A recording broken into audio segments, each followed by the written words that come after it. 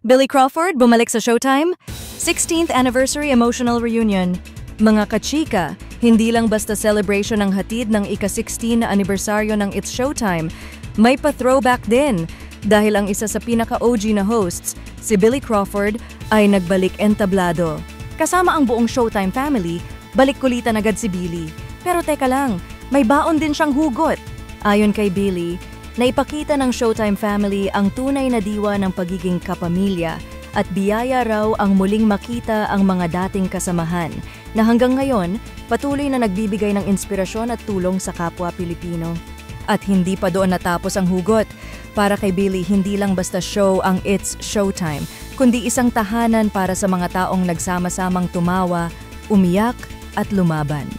Mula sa mga baguhan hanggang sa mga veterano, lahat daw ng naging parte ng Showtime family ay parang isang totoong pamilya.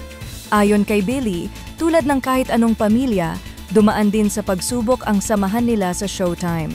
May hindi pagkakaunawaan, may lamat, at may mga panahong tila nagkakahiwa-hiwalay. Pero sa lahat ng yon, isang bagay ang hindi nagbago. Sa dulo, ang nagwawagi, pagkatapos ng Diyos, ay yung pagmamahal namin sa isa't isa. Emosyonal na pahayag ni Billy.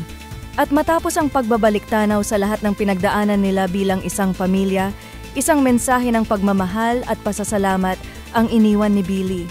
Mahal na mahal ko kayo. Pamilya ko kayo. Mga kachika, ilang taon ding nawala si Billy matapos piliing unahin ng pamilya. Pero ngayon, sa kanyang pagbabalik parang walang lumipas na panahon. Isang homecoming na punong-puno ng puso at alaala. Kaya ano sa tingin nyo mga kachika? Sa pagbabalik ni Billy, it's time na nga ba para muling maging parte siya ng Showtime family?